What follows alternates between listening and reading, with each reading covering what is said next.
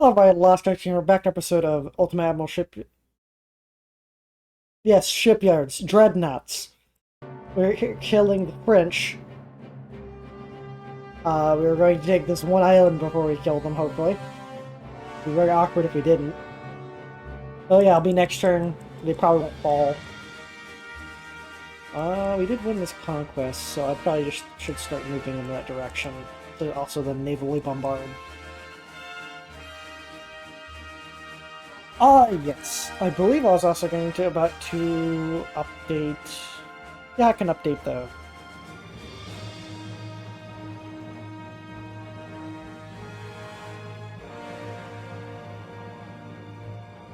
A brand new battleship design out.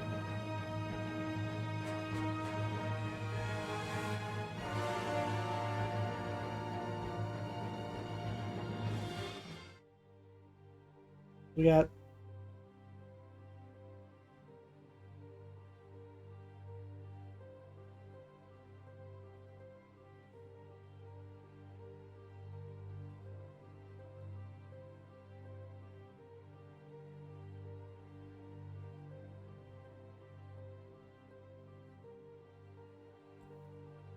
from the hull alone, it's going to take 19 months to build this thing. But also, we'll put up a 33 knot speed. Use oil one,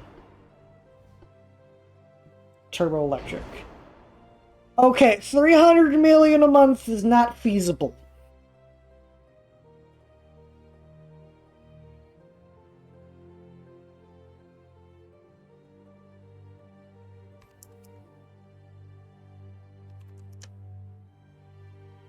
That's a lot more reasonable, 100 mil a month.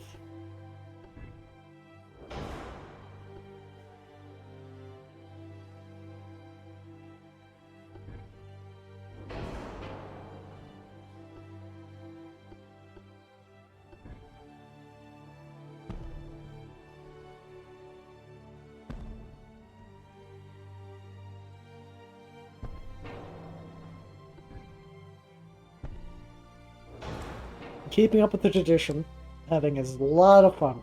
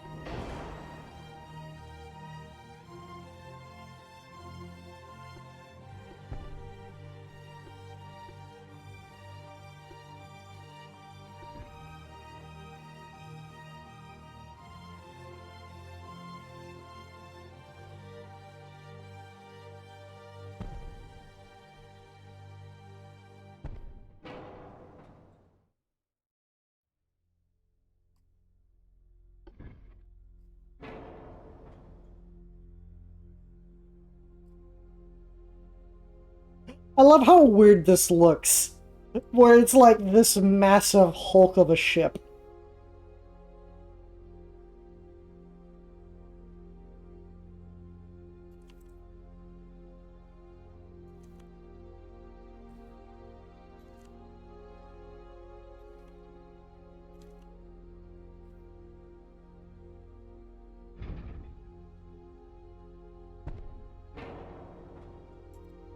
And then keeping to the same doctrine, all or nothing, where we have no real internal armor.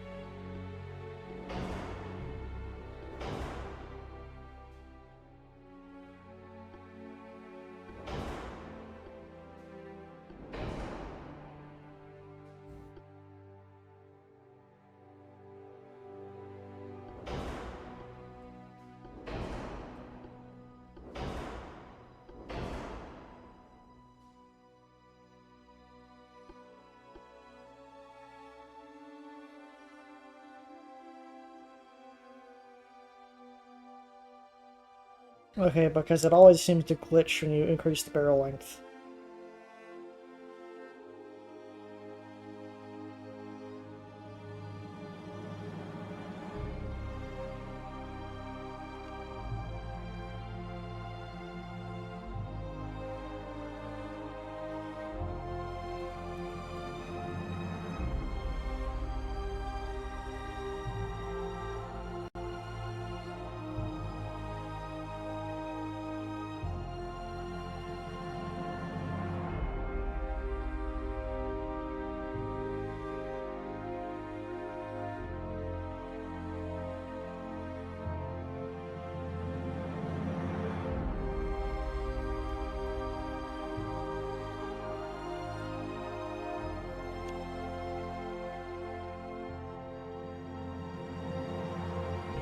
This is the spotting range? 34, so just within gun range.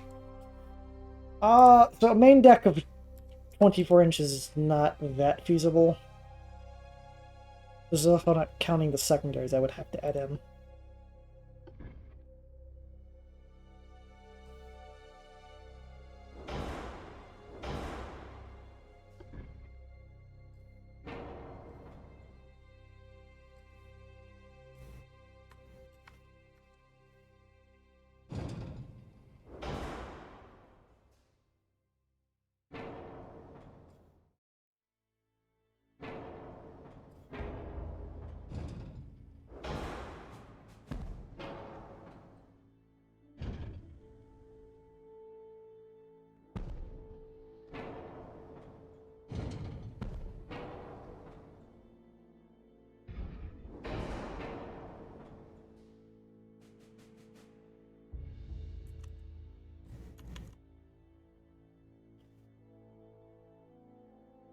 Do I switch up to 4s?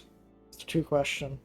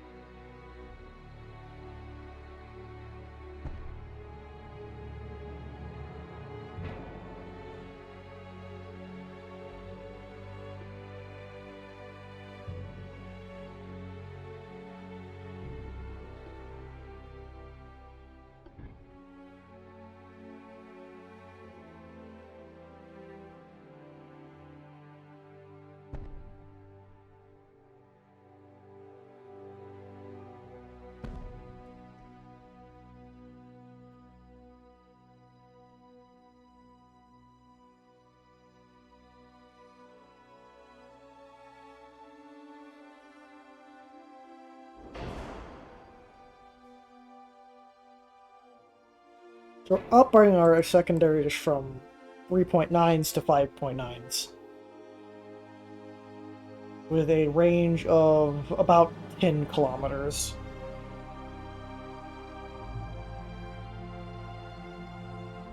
If I was to, you know, just up it, how good that actually could they reach?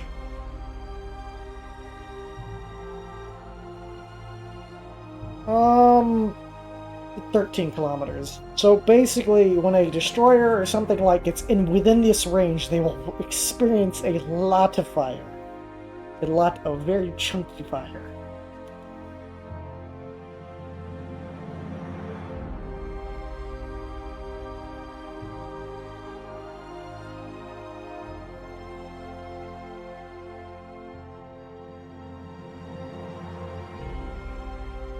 This thing has a whopping crew of 3,700 per ship. Now I just need to figure out how to balance the armor. Okay, it almost nothing. I'll probably just rip out all this. We don't need this thing to turn that hard.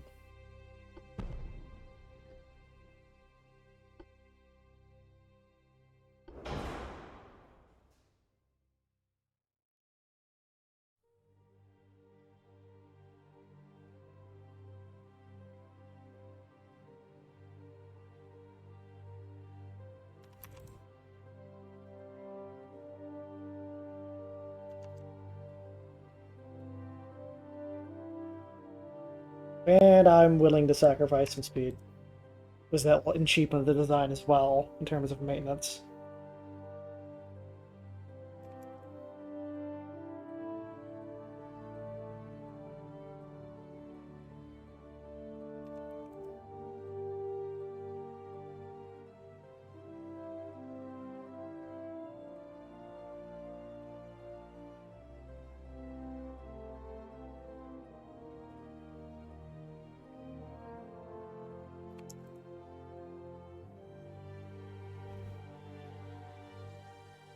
Alright, so what else is...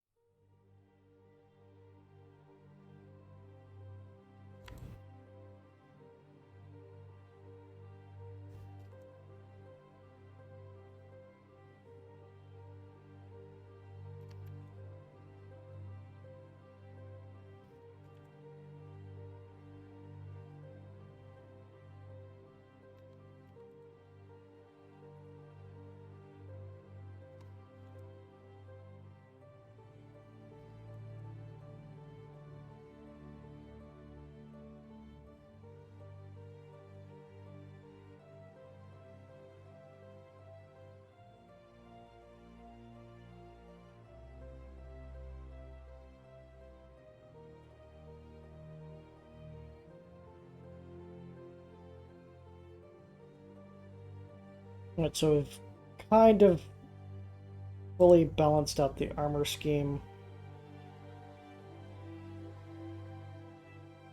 With a total of 110,000 tons. A whopping construction time of 39 months. Although this will have a lot higher engine speed than a lot of other ships.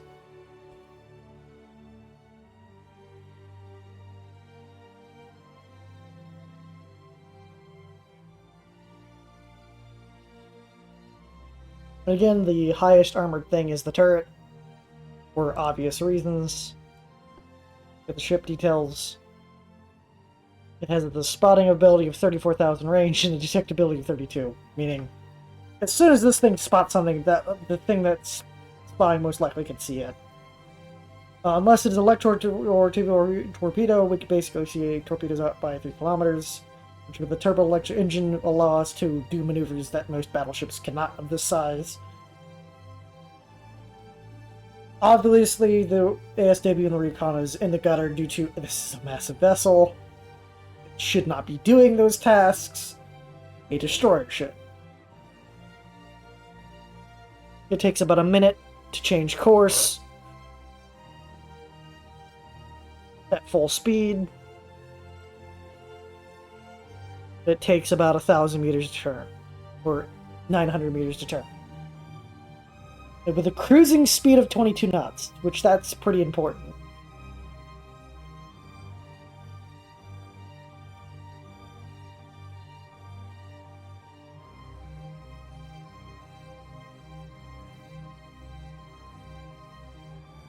And has the range of 21,000 kilometers. Costing us $10 billion to build.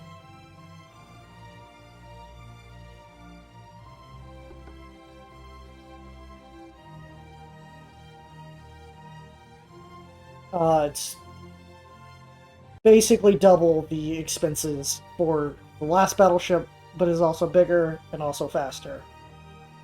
Because the newer battleship, its top speed is for cruising speed is about 20. The newest battleship is 22 in terms of cruise. In terms of crew, it's just slightly more. And it's... What's that armor?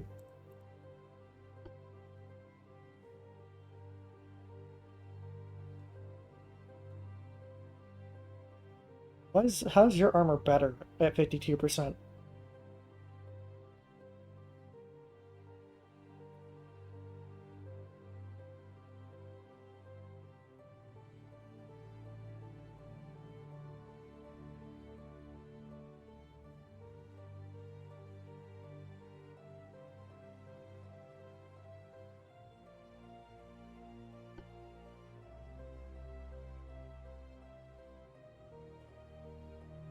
No. And this one's getting up armored, up calibered in its secondary defensive.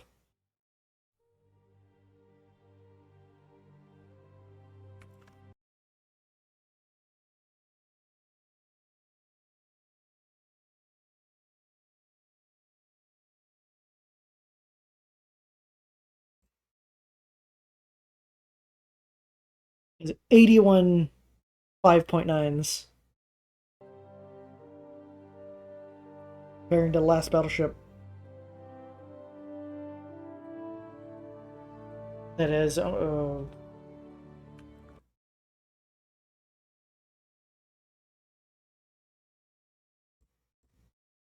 66 3.9s.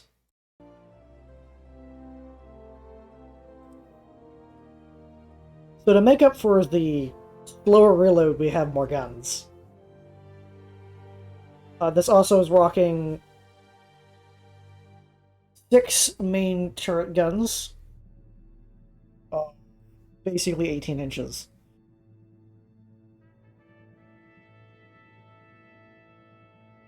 That is rocking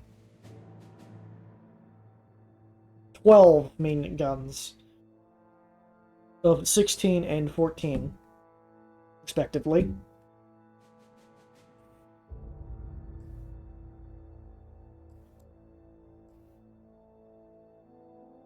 I think this one's armor scheme might be better than the newer super battleships.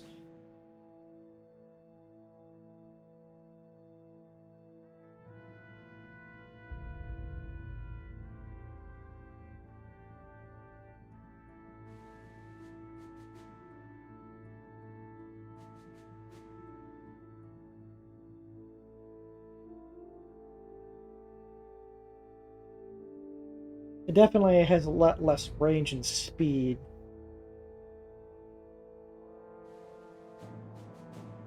Its armor scheme comparatively is about the same. Except I think the main deck on the newer one is better. Oh, the newer one has better anti-torp and better anti-flooding, which is also weighing this newer one down, which means I can't put as much armor. But it's always absolutely worth it to have maximum anti-torp on a battleship, as obviously you need the best anti-torp possible to stop torpedoes. Torpedoes, if a submarine can just easily sink your massive honking battleship.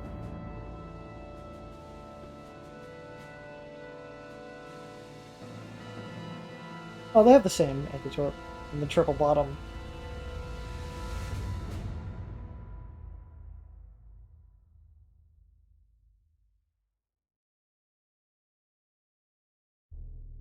We've increased the shell count on this one because, of course.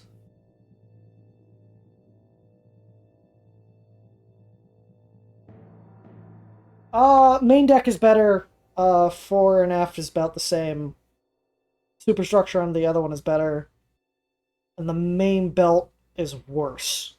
But at these ridiculous, like, long ranges, it's more about the deck overall than anything else. It's also about the aim.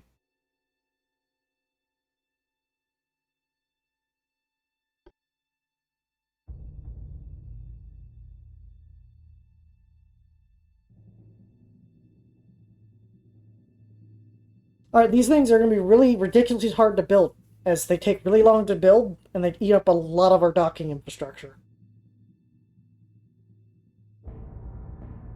So I'm probably going to be able to build only 2 at the current second.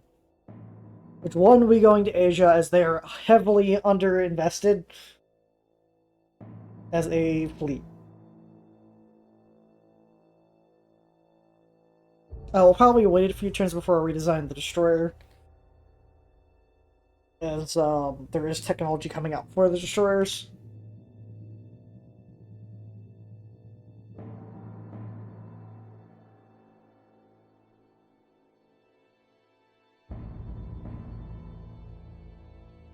But the up armor, the up caliber of the secondaries to just have these massive amounts is probably going to be a massive firepower increase. Or, because like light cruisers and destroyers are not going to be able to survive that many like secondaries of that caliber, just hitting them constantly. Because the other thing is volume of fire, really helps. Alright, I have enough capacity to build 2.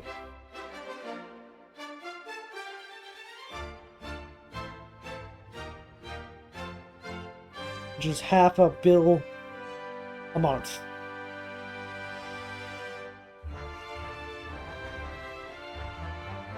I was going to the Splitza. That was going to... where is it? It's Eastern China.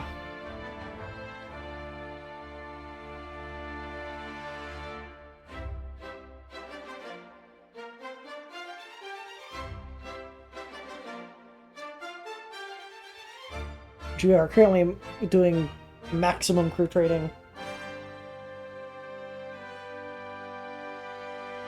Which we're getting $1 billion in,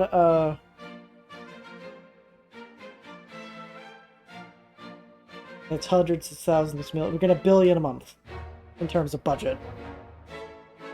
I just physically cannot build any more ships.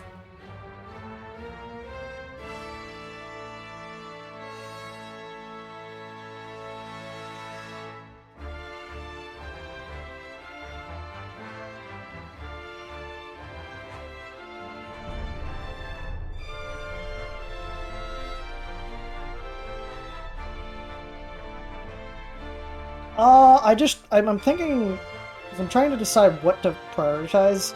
I might start prioritizing hull construction, just to build hull faster so I can actually get these battleships out faster.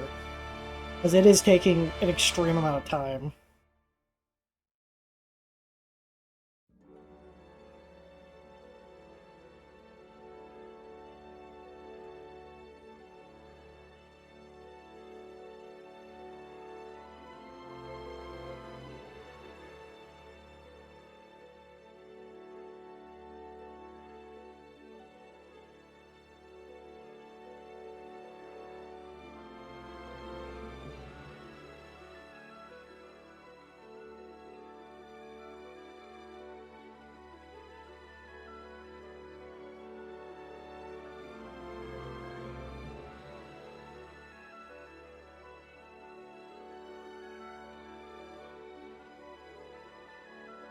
Oh, we're unlocking cruiser submarines now.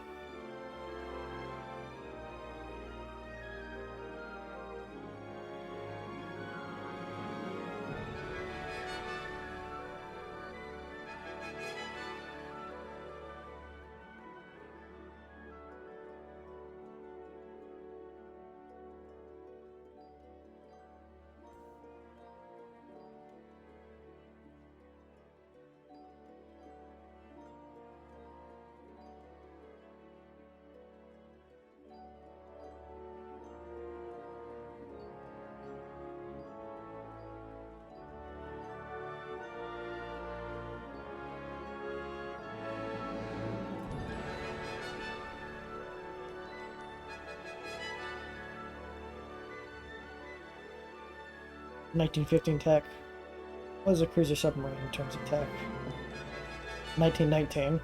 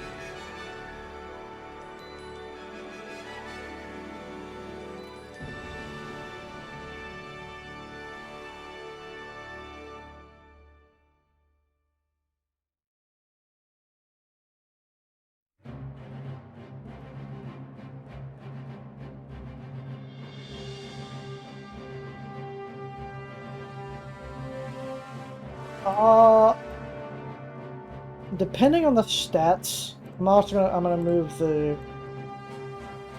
all of the submarines back to a base, as I'm going to contemplate on the actual keeping around all these old subs, and might do a massive rearmament of submarines.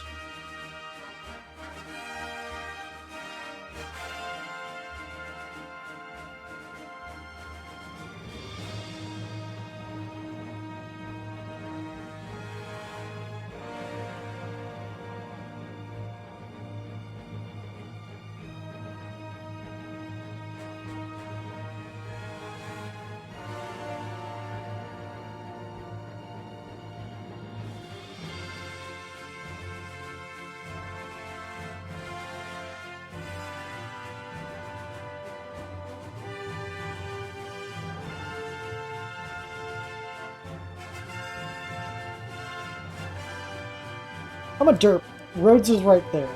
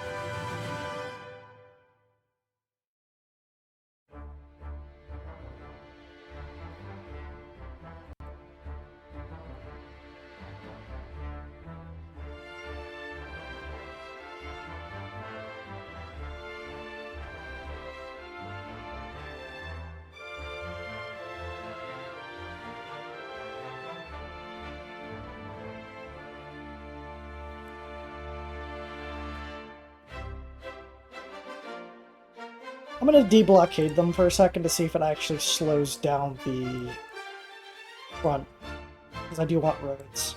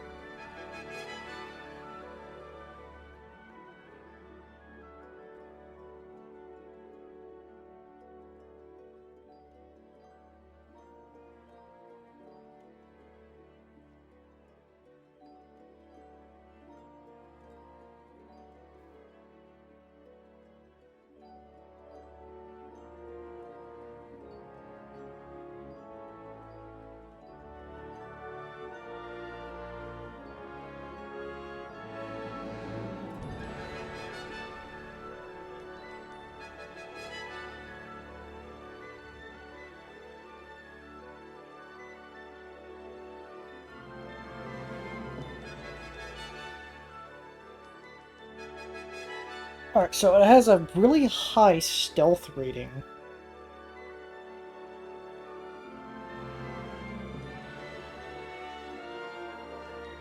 It doesn't have a higher one than the ocean-going one, but it does have a higher... It also has a higher attack than the ocean-going one. It also has a massively higher attack than the coastal submarine.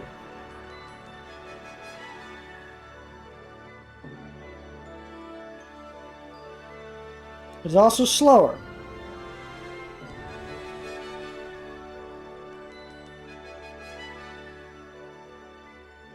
It does have the highest hull strength out of all of them, making it more durable.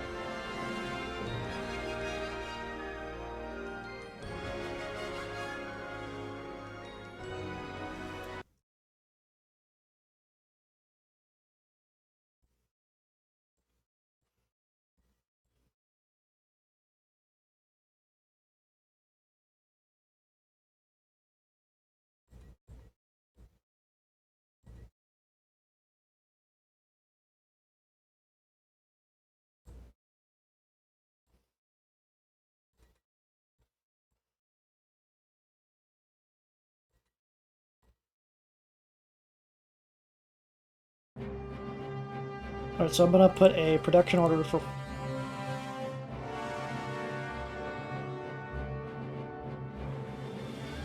40. No, screw it, 60.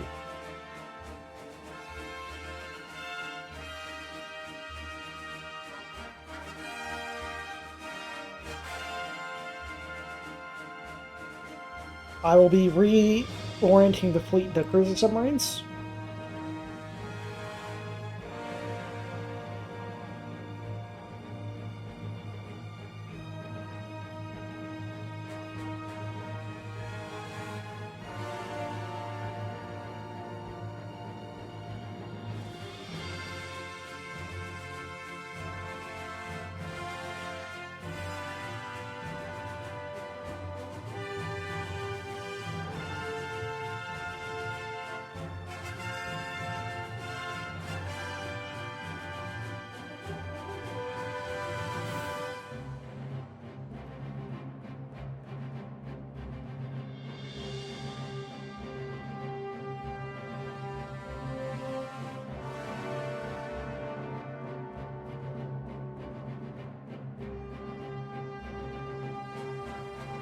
And I'm going to do mass scrapping of the old submarine fleet.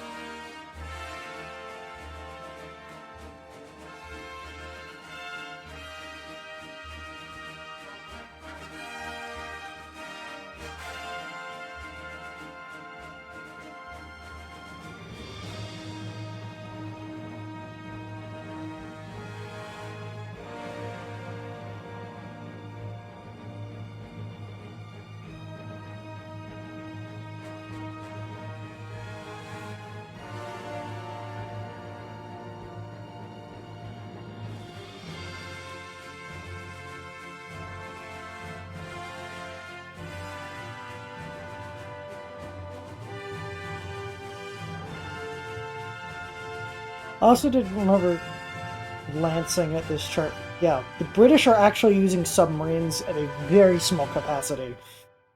So I could actually experience sub-warfare, finally. Somebody. I don't think the Germans have even attempted to build any. The Germans have an active fleet of 3 destroyers, so, and they're at war with no one. And their naval budget is 3 billion a year. Less than the Soviet Union.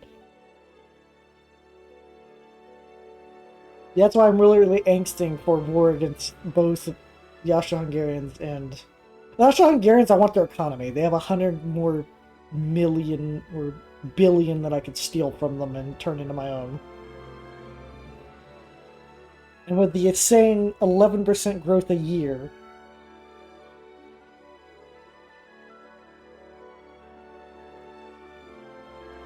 We have a 73 billion into our naval budget.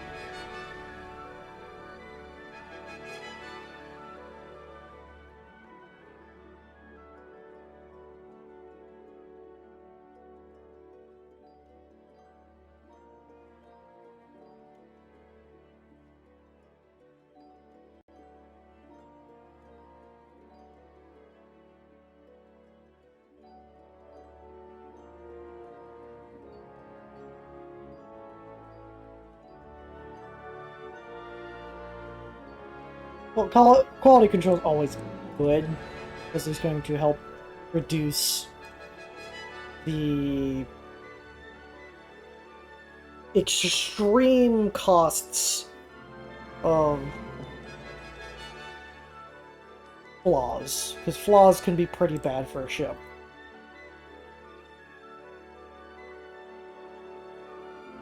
So it looks like we're going to be going to peace pretty soon.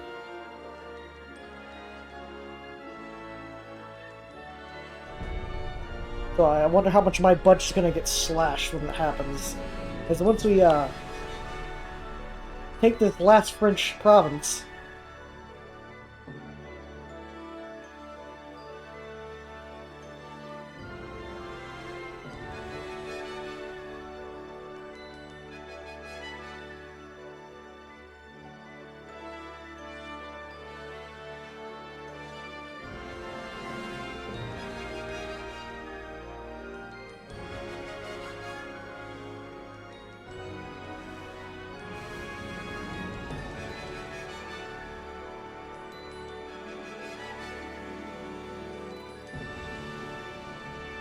a home state population of 0, the other population of 0, provinces of 0, ports of 0. Sure, let's put a peace treaty.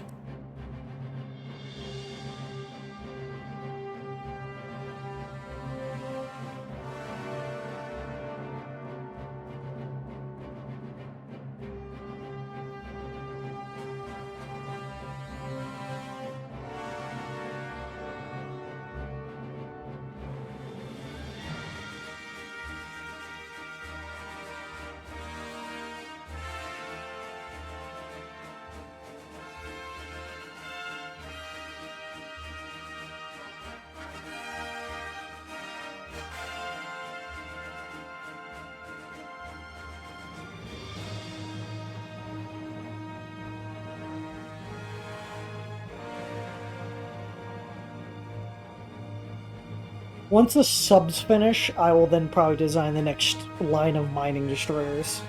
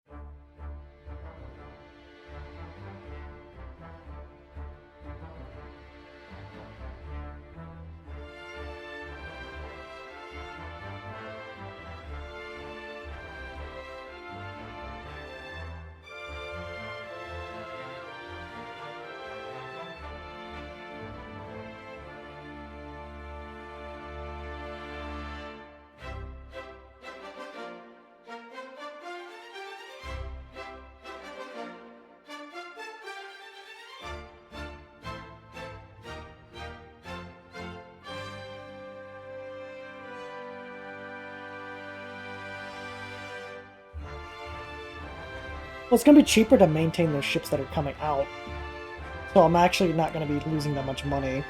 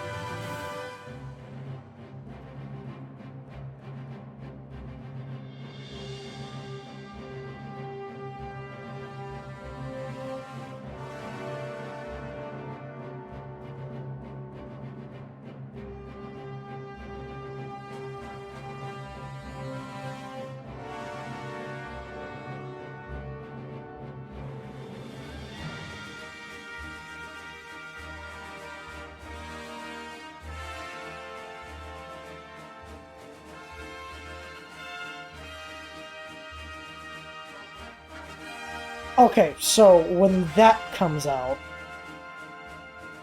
I'll push that ahead.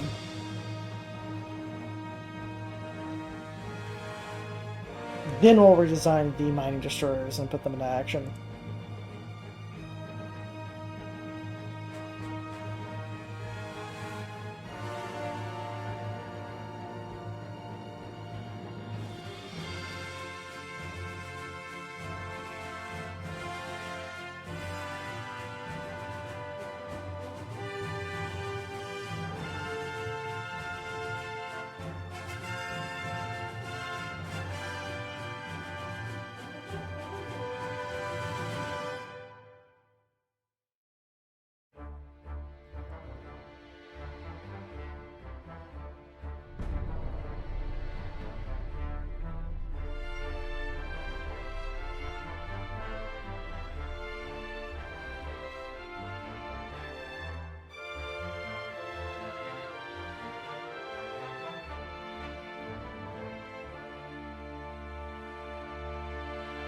I'm going to continue focusing down the construction I really want to see.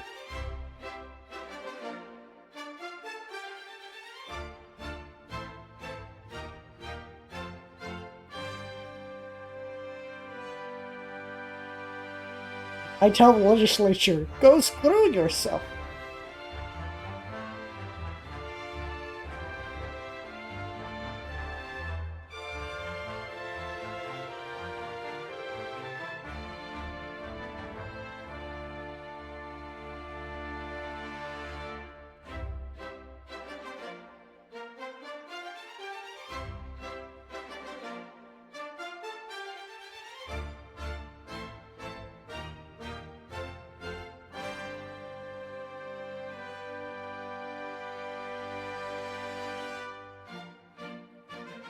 The last mining destroyer was designed in 1923.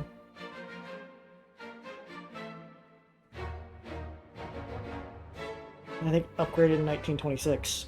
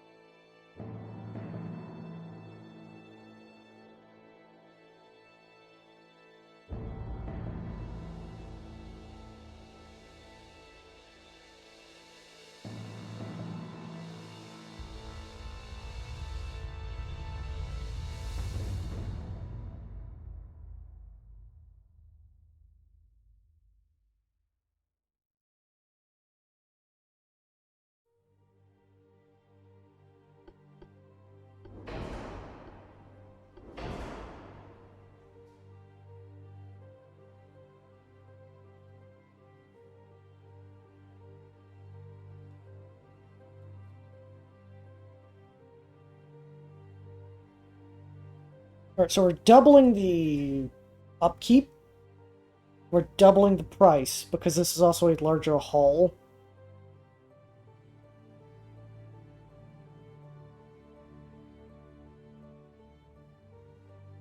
I'd rather just keep the maximum range anyway. We're also reducing the amount of bulkheads this thing has. We went from maximum to minimum. Because the expense actually does go up pretty hard. And it is as slow as its previous version.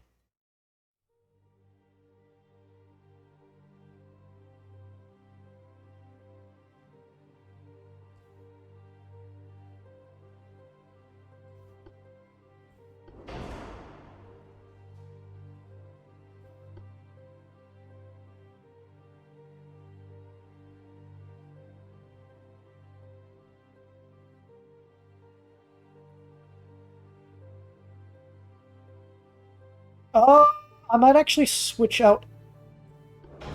into diesel engines for the mining ships. If it makes sense. Turbo electric's good for a lot more long distance travel.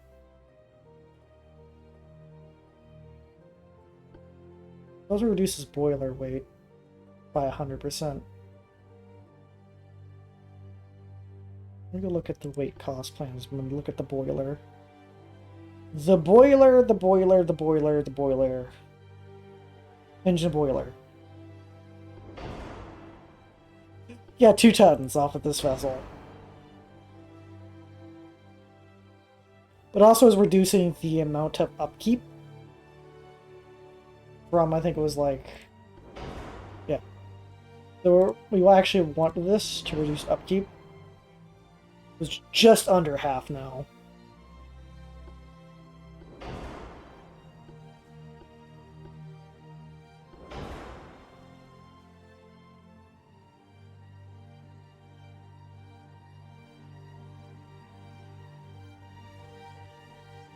What about crew? Is it actually... It has a bit more crew. I'm assuming that is because of the mines.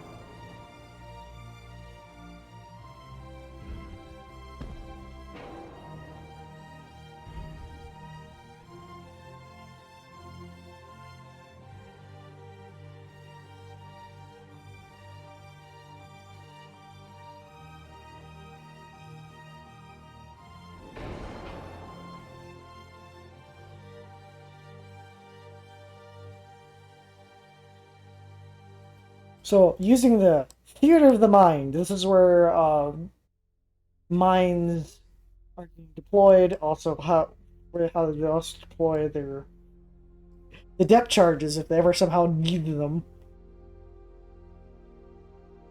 and they also deploy their anti-mining kits there.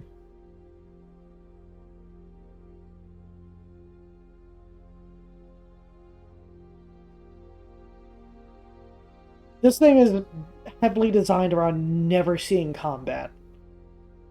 It is 1000% designed to be a backline ship. It always runs the first sign of combat. It's only defensive. It should never, ever be in a combat situation.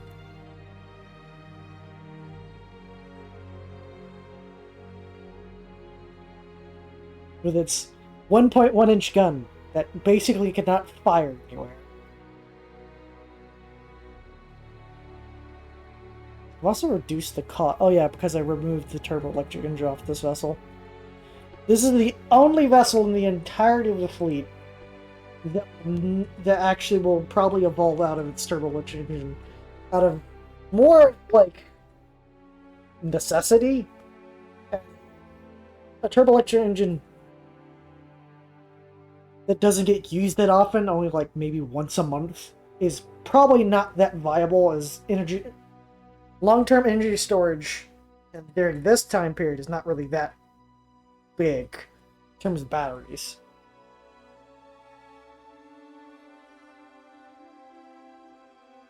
It was more feasible to run a diesel engine, as you can just have diesel just sit. I know gasoline, it's really bad for it to sit, but I don't remember if diesel can just sit for a very long time. Probably can, because gasoline just evaporates. The problem why you can't keep it that long. Also, one fun thing I found out, all those like movies where cars can run like 5-6 years after apocalypse are kind of actually BS, because gasoline, when it sits for about 3 or 4 years, becomes unusable. So a lot of those apocalypse movies can't happen where they're driving around actually like figuring out how to make fuel.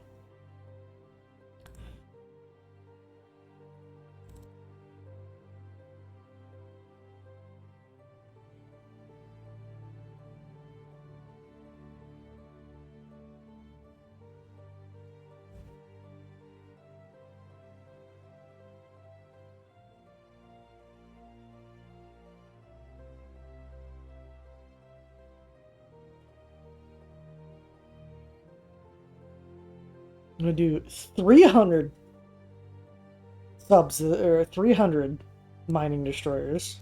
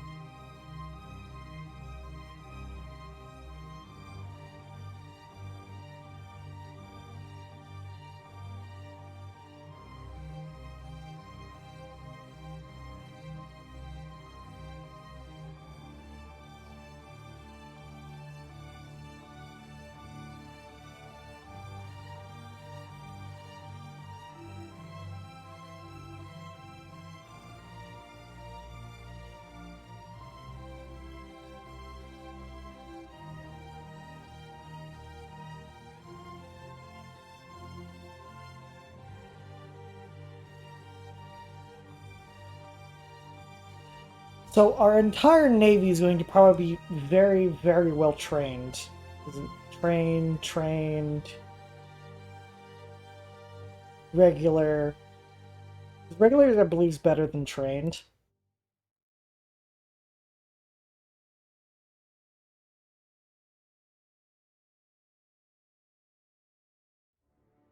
And then I'll have to switch everything to defensive.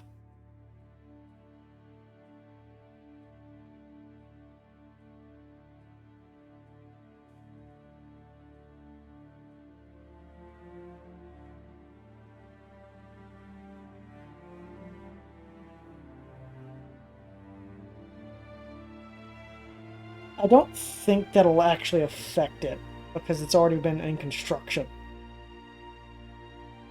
I'll try it. The submarines are at 10.5.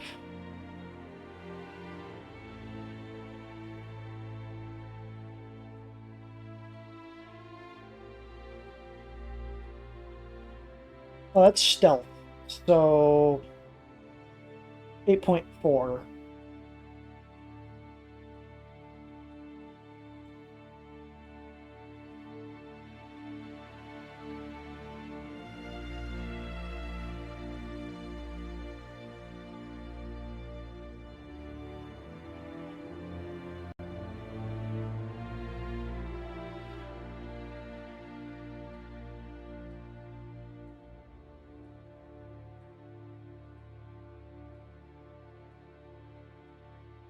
Due to having all these destroyers still available, I'm not pressed to redesign the current destroyer.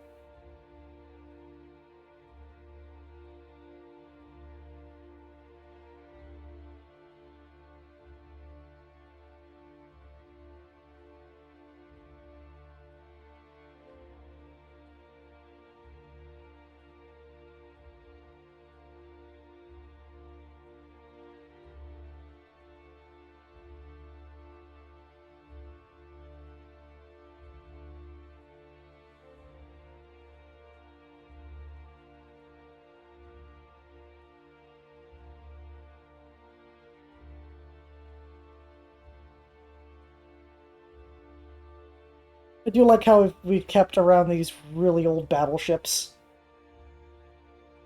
They're still relevant, even up to now. When the next armor schemes comes out, I'll probably redesign that ship to be more combat effective.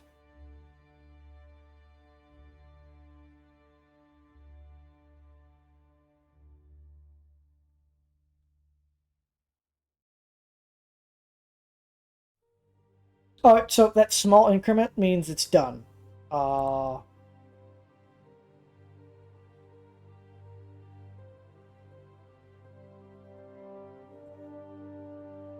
It's just small, little improvements every few years.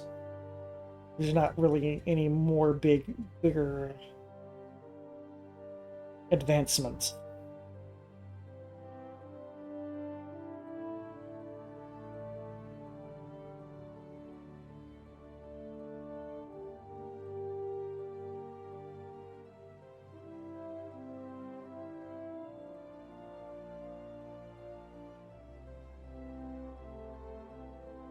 Oh, that's for the auxiliary system.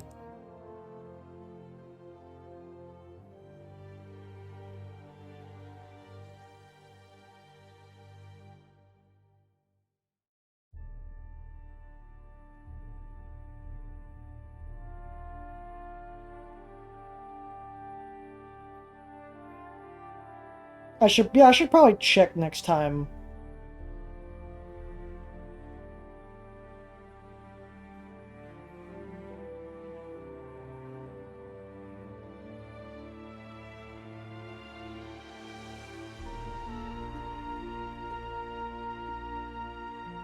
Let me check something.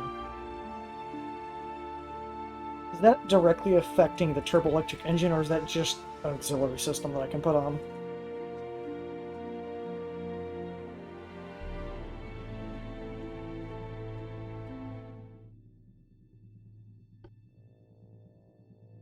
Oh, okay. This no longer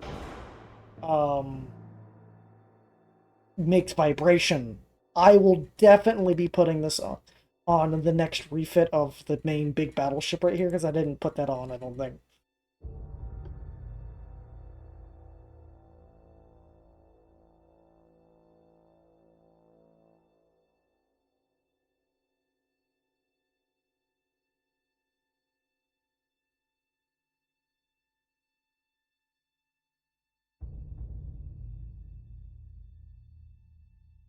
Yeah, so I didn't put that on. So next one will get a actual better engine, or well, auxiliary system. We're actually starting to like incorporate batteries everywhere around the ship.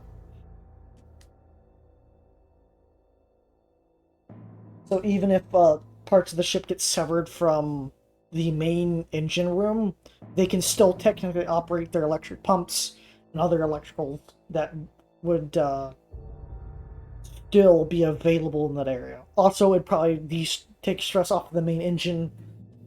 If they required the engine to just power something specifically, they could decouple sections of the ship.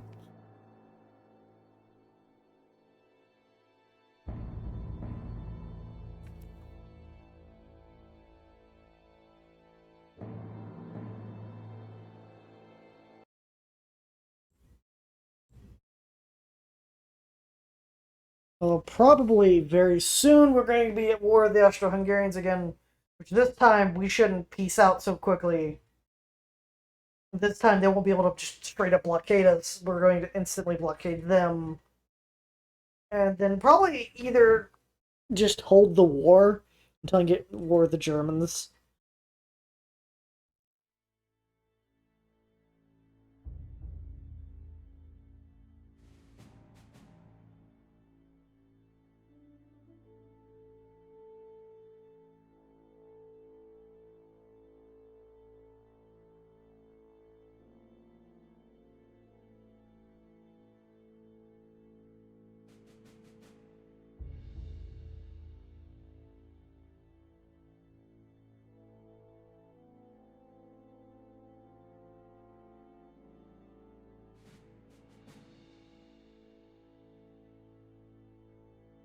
I kind of want to keep these fleets there.